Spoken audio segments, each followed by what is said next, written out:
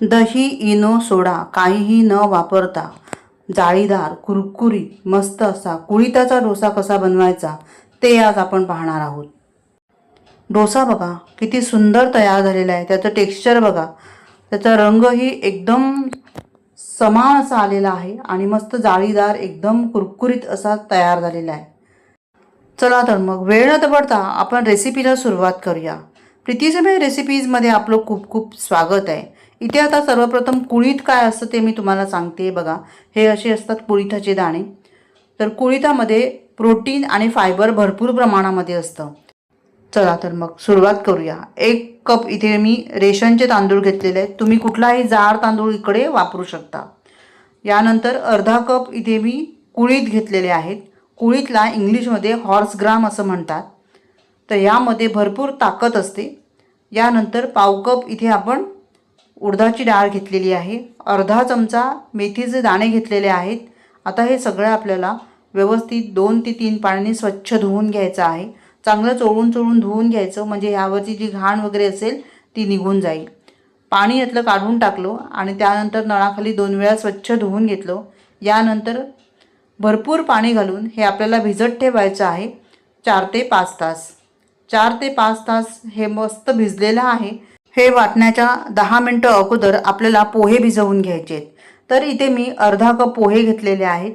हे पोहे स्वच्छ धुवून घ्यायचे आणि धुवून झाल्यानंतर यामध्ये थोडंसं पाणी घालून हे पोहे जे आहेत ते 10 मिनटं आपल्याला भिजत ठेवायचे आहेत. पोहे चांगले फुलले की ते आपल्याला वाटून घ्यायचे आहेत. तर इथे या तांदळामधलं पाणी पण आपण काढून टाकलेलं आहे. मात्र हे फेकून द्यायचं नाही पाणी, तर हे पाणी जे आहे ते आपण वापरणार आहोत. हे बघा, हे पाणी मी बाहेर बाजूला काढून ठेवलेलं आहे. आता हे आपल्याला वाटून घ्यायचं आहे. सगळं मिक्सरच्या भांड्यामध्ये घालून आपण ह्याला वाटून घेऊया. आवश्यकतेनुसार यामध्ये पाणी वापरायचं आहे, पण जास्त पण पाण्याचा वापर करायचा नाही आहे. तर इथे आता हे पाणी आपण वापरणार आहोत आणि चांगलं बारीक दळून घेणार आहोत. इथे हे मी बारीक दळून घेतलेलं आहे. बघा, अशा पद्धतीने हे बारीक दळून घ्यायचं आणि याच पद्धतीने बाकीचं सगळं मी दळून घेते. पीठ इथे मी चांगलं तयार करून घेतलेलं आहे. आता 3 ते 4 मिनटं व्यवस्थित ह्याला फेटून घ्यायचं. त्यानंतर ह्यामध्ये मी चवीनुसार मीठ घातलेलं आहे आणि आता पुन्हा एकदा चांगलं मिक्स करून घेऊया. मिक्स करून झालं की यावर झाकण ठेवून रात्रभरासाठी आपल्याला हे फर्मेट करायला ठेवून द्यायचं आहे. दुसऱ्या दिवशी सकाळी बघा, हे पीठ जे आहे ते मस्त असं फुलून आलेलं आहे. त्याला छान जाळी पडलेली आहे. आता हे सगळं पीठ आपण व्यवस्थित तयार करून घेऊ. सगळं एकत्र करून घेऊया. ह्याला जाळी बघा किती मस्त आलेली आहे. अगदी हलक्या हातानेच आपल्याला हे मिक्स करून घ्यायचं आहे, नाहीतर ह्याची जी जाळी आहे ती निघून जाईल. त्यामुळे अगदी हलक्या हाताने आपण ह्याला थोडंसं मिक्स करून घेऊया. ह्यामध्ये आपण मीठ घातलेलंच आहे अगोदर, त्यामुळे आता हे पीठ जे आहे ते आपल्याला डोश्याकरता तयार झालेलं आहे. डोसे बनवण्याकरता इथे आता मी तवा गरम करायला ठेवलेला आहे. यावर थोडंसं तेल घातलेलं आहे. चांगलं पुसून घ्यायचं तेलाने आणि तवा चांगला गरम करून घ्यायचा आहे. आता ह्याच्यावर पाणी मारल्यानंतर पाणी जे आहे ते उडायला लागलं पाहिजे इथपर्यंत आपल्याला चांगला हा तवा गरम करून घ्यायचा आणि यानंतर परत एकदा चांगलं पुसून घ्यायचं आहे. आता तव्याचं तापमान जे आहे ते सामान्य तापमान झालेलं आहे. यानंतर ह्यावर आपण डोसा पसरवून घ्यायचा आहे. पीठ चांगलं ढवळवून घ्यायचं आणि 1 ते सव्वा पळी पीठ मी यामध्ये घातलेलं आहे आणि आता ह्याला व्यवस्थित पसरवून घ्यायचं. डोसा बघा मस्त असा गोल गोल तयार करून घ्यायचा. मस्त असे हे डोसे तयार होतात.